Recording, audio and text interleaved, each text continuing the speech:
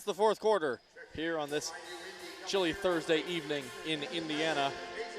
The seasons are finally changing as Purdue leads IU Indy 62-44, and will start the quarter with the basketball. Yeah, it's funny. I've been a Hoosier now for 5 years, and something that I never get used to is the fact that if it stays warmer for longer, I just know that it's going to go from 70 to 40, which I've already checked the weather for next week, and it's going to happen. I'd almost rather it goes down to 60 and holds there for longer. The Midwest will do that to you. So a foul called on the Jags, and so Purdue with the inbound under the basket. Inside to Bass, who couldn't get it to fall. Looked like it was an open look, may have gotten hit on the arm. And I think now as we go into the fourth quarter, McCarthy's still out. She's probably going to enter, obviously 3 fouls right now, but they're going to put her in at some point when it gets to the point where, you know, even if she fouled out, there wasn't too much time on the clock. But I think if the Jaguars are going to try and make something work in the paint, do it early in the shot clock, right? See what you can get, and then really try and work to open up the space either on the weak side or just on the perimeter, because you're draining threes. The only reason they haven't hit any threes in the last few minutes is because they haven't gone after any. Can't hit on the first. Faith Stinson having a very good game. She's got 13 points, 4 rebounds. And hits the second. So 1 of 2 on that exchange from the stripe. So Purdue looking to either hold or extend this lead. Collier gives to Bass, guarded by Newsom Cole. That one kind of popped out of Collier's hands, and Kendall Wingler will finish it with the right hand with ease. Transition bucket for the Jaguars. Here's Rashunda Jones. Now Petrie driving to the left. Can't hit it. Bass, offensive rebound, foul called. And so 2 shots coming for Reagan Bass, who is the second leading scorer on Purdue with 14 points, just behind Sophie Swanson with 15. At the line for your Boilermakers, 32-34, Reagan Bass. As head coach Kate Bruce is arguing with the referee about the call.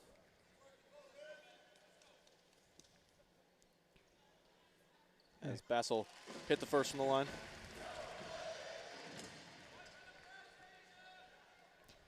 Yeah, mentioning Coach Bruce there, named onto the Indianapolis Business Journal 40 under 40 earlier this year, and she's had a great run at it since taking over IU Indy in 2022. And also it was really nice to read was the fact that, you know, leads the team with integrity, empathy, and belief.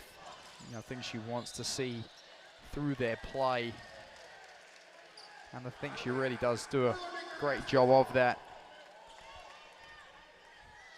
And also, you know, played at Florida Gulf Coast under Coach Smesko, obviously the coach now of the Atlanta Dream WNBA, who himself took a lot of what Coach Bob Knight did in terms of style and philosophy. So I do wonder if Coach Bruce maybe does the same. Hopefully she's throwing less chairs. Foul's called on Faith Stinson, and there will be 2 shots coming from the line. Not throwing any disrespect at Bob Knight, but he was known for throwing chairs.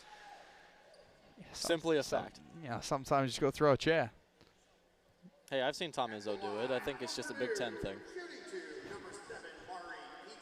Mari Petrie will go to the line now. And she'll have 2, and she will hit the first. Then obviously the opposite of Kate Bruce right now on the Purdue bench is Coach Katie Geralds, and Purdue fans know all about her accolades as Petrie hits the second from the line.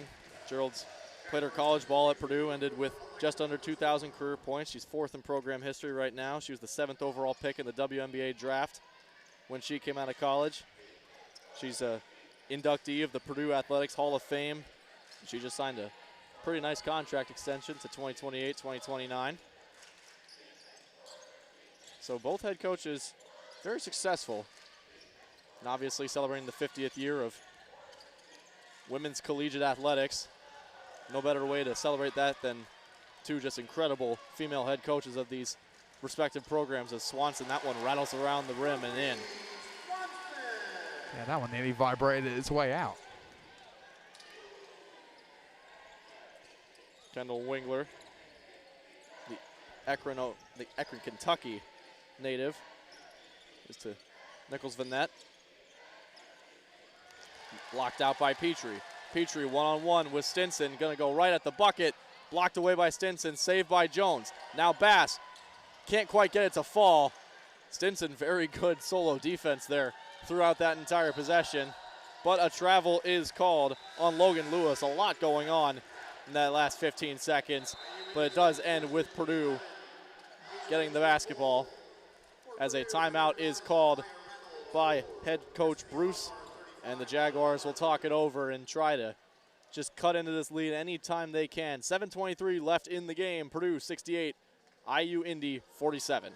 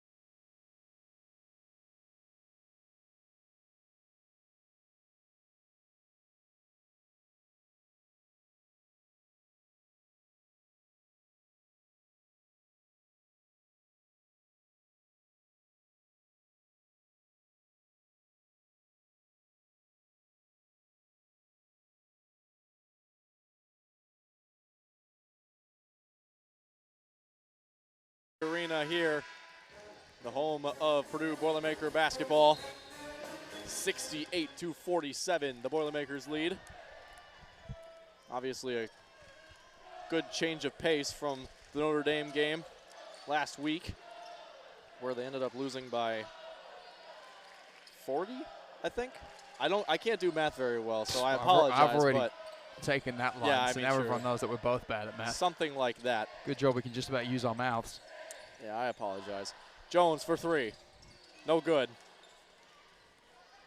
Rebounded by Kosovar. McCarthy guarding. She's back in the game. Kosovar going right at her. Foul called. And that's kind of one of the unfortunate ones, as McCarthy will pick up her fourth foul. Not really for much on that one, but a foul nonetheless. You know, just building off what you said about the Notre Dame game, and we kind of said it early in this one, the fact that they had the looks when it came to shooting. They just couldn't get them to full. Purdue team does a great job of opening, you know, the court up on the offensive end, just sometimes needing the confidence to take some of those shots. And we saw them here start taking those shots, maybe slow down slightly. But in this game right now, I think early on I said that the Jaguars need to slow the pace of the play down. Now they need to speed it up. You know, they need to get going. They need to force the Boilermakers to make some errors. Right now they're allowing the Boilermakers just to coast, and they need to force Purdue to both defend and attack. 1 of 2 from the charity stripe there for Alexa Kosovar. Now Lombard on the elbow. Gives inside to Bass. Outside Lombard, 3-ball, no good. Rebounded by Lewis. That's a shame that didn't fall, because that was a beautiful no-look pass there from Bass. Would have been a nice highlight clip for the both of them.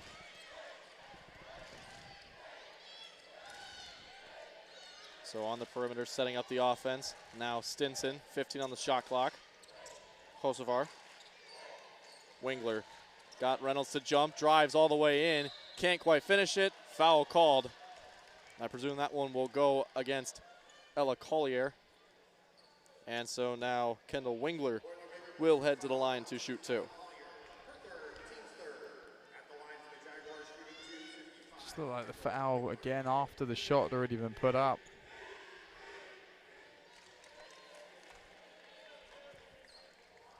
Wingler will hit the first from the line.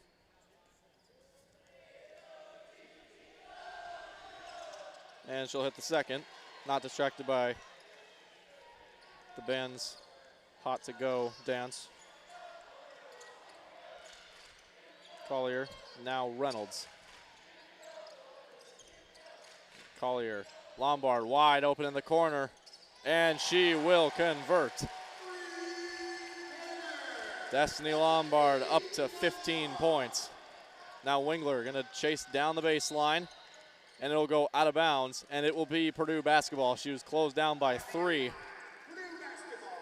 And so Purdue starting to pull away a bit further in this game. Yeah, right now it's the first time that Lombard's on track to not be the leader in scoring. Bass just with 1 point more at 16, but Lombard, an absolutely exceptional start to her Boilermaker career. One of only 6 players last week nationally with more than 15 points a game, 5 rebounds, 4 steals, and 3 assists. You've seen her get close to the steal number again tonight. Unlucky not to complete some of those. Poor pass inside as it was stolen away by the Jaguars. Now Lewis will give to Asia Newsom-Cole. Kosovar working on Collier, got a hand in. Kosovar kept the dribble, trying to maneuver her way around, can't get it to go. Rebound Puryear, and here come the Boilermakers, but stolen away by Kosovar. Kosovar gonna drive in, tried to give it to Stinson, and it will stay IU Indy basketball. So ultimately, nothing changes as the Jaguars keep possession. But Kosovar there, you know, just kind of, you'd almost want to see more from her. Just drives Collier back. Not really making her do too much. And we'll be back in just a moment here on Big Ten Plus.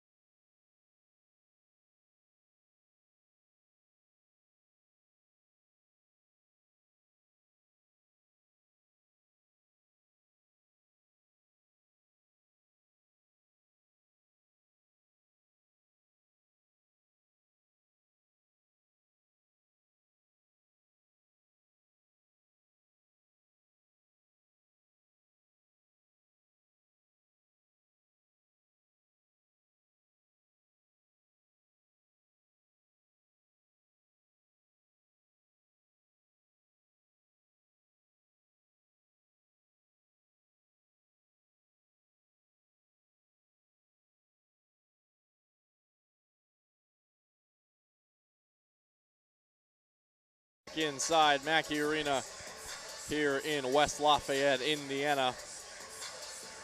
As we'll take a look at the upcoming schedules. First for the IU Indy Jaguars. They've got Southern Illinois coming. That will be a home game. Then they'll take on Bradley, Marquette, Eastern Illinois. And then they will start conference play against Green Bay as a foul is called on Kendall Puryear, and Jada Patton will head to the line for 2.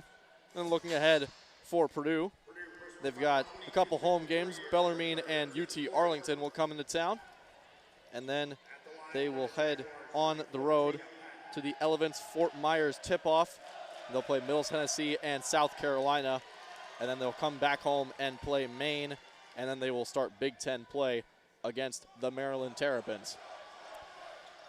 Yeah, that South Carolina game will obviously be a tough one, just given how dominant South Carolina are going to be again this year. But, you know, at the same time, Notre Dame, someone that can easily challenge for a national championship. So they've seen already one of those contenders, and hopefully they feel that they've learned and taken things from that game. Tough. Sorry, go ahead. Sorry, I didn't mean to cut you off, but a tough tip-off time as well for South Carolina. 11 a.m. that one. So that one's stolen away. And Swanson coming up the floor. She'll drive to the bucket. Can't get the finger roll to go. And foul called on Kendall Purrier. And so that will be Purrier's 4th foul of the game. And so now McCarthy and Purrier both on 4. And IU Indy will also head to the line for a 1-and-1. Or rather for 2 shots.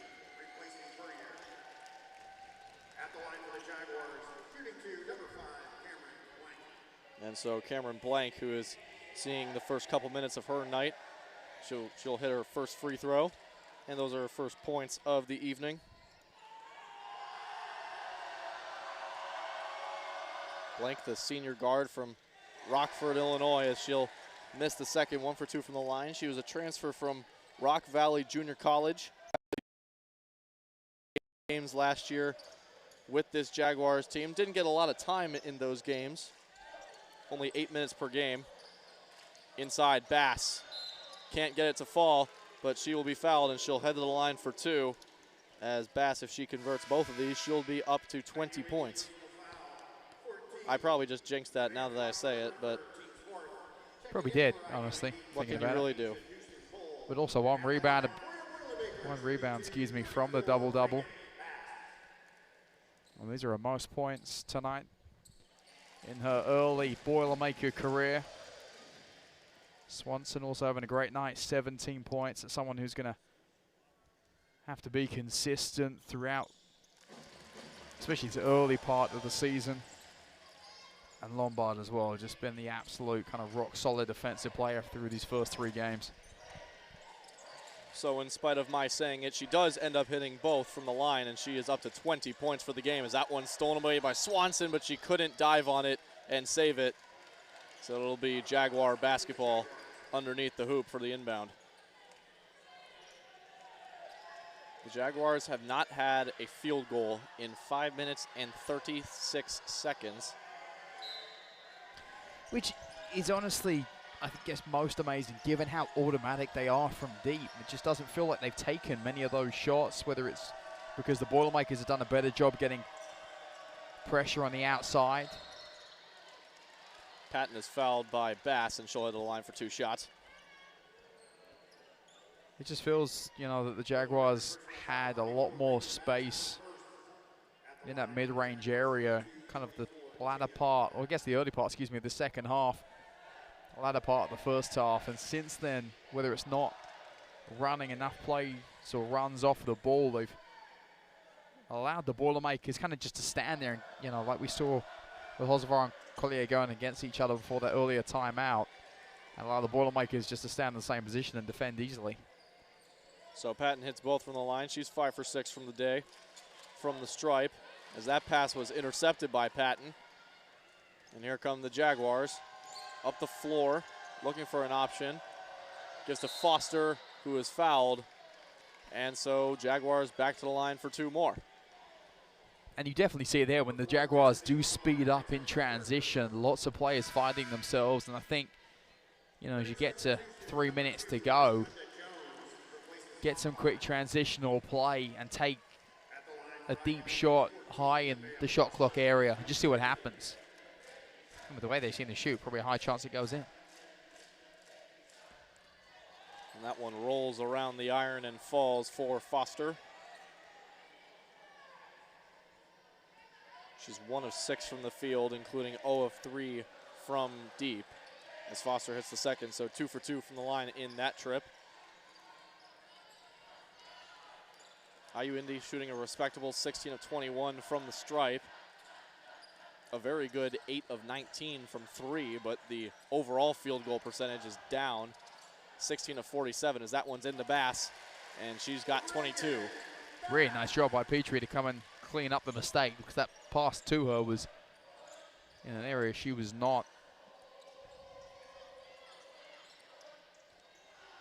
Patton no good, defended by Bass, and that one was dribbled out of bounds by Bass. And so Lana McCarthy will check back in, and Reagan Bass will come off the floor to the applause of the crowd. She's had a fantastic game. 22 points for Reagan Bass, 9 rebounds. As she'll make way for Lana McCarthy, as Rashonda Jones will end up fouling Asia Newson-Cole.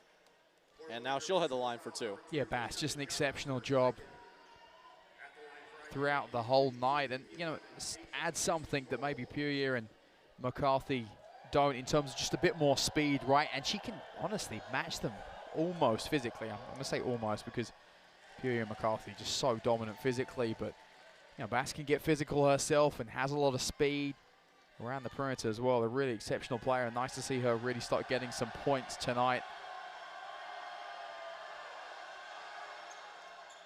Newson-Cole cashes in on that attempt.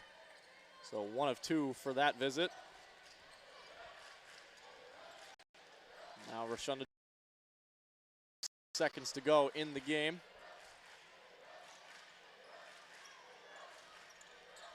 Collier back to Jones. Off-ball screen from McCarthy. Trying to space the floor here. Under 10 on the shot clock. Collier looking for a little space. Tried to give it to McCarthy. Pass was too strong, couldn't handle it. And now it's a drive for the Jaguars. Newson-Cole gives to Patton, who jumps up and lays it in. Patton's had a great game. I know this probably isn't going to go in the direction of the Jaguars, obviously, now as we get under 2 minutes, but I think Patton's done a really, really nice job on the transition, but also inside the paint in an area that obviously the Jaguars are always going to struggle tonight. She led their scoring with 14 points against Ball State and gets 12 tonight, so we'll lead them once again. She ends up committing the foul there, and so Lana McCarthy will go to the line for 2. I think McCarthy just happy to be on the positive end of a foul. McCarthy sinks the free throw. That's her first point of the game. She was 0 of 4 from the field up to that point. She's only played 14 minutes in this game. She's been in foul trouble for the majority of it. You and know, she'll hit the second. But I do think that, you know, Ball State has come into this one with a game plan to kind of neutralize her, take her out of the game. They got her into foul trouble really nicely. But then, you know, the problem is you have Puryear that can come in, and when her and Bass both often.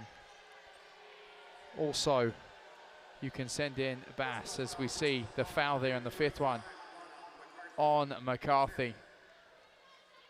Yeah, so McCarthy will be disqualified from the game. Her 5th foul. And so coming in her place will be Kendall Puryear. And Amaya Reynolds will come in for Ella Collier.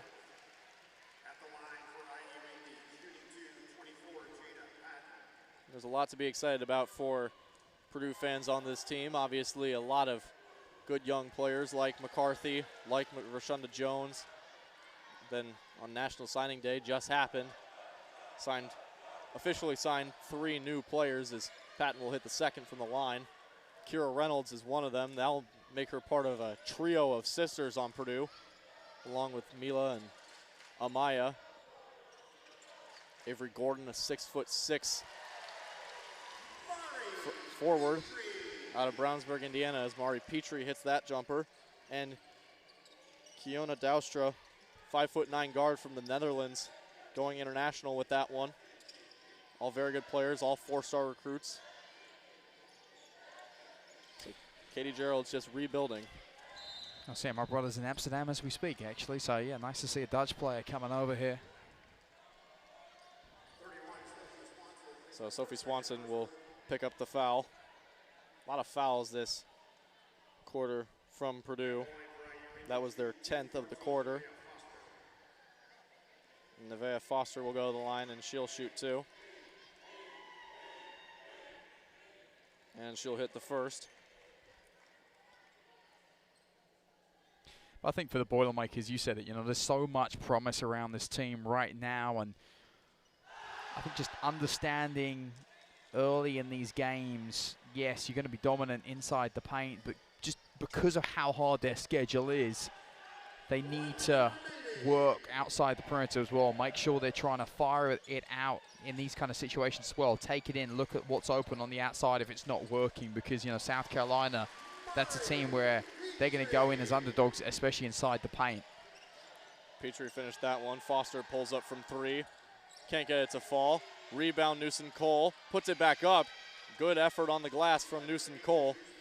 And she's one of the players to be excited about for IU Indy. They were picked to finish second last in the Horizon League, but last season they felt like they were very unlucky with a lot of the injuries that they had sustained, but obviously looking to turn it around this year.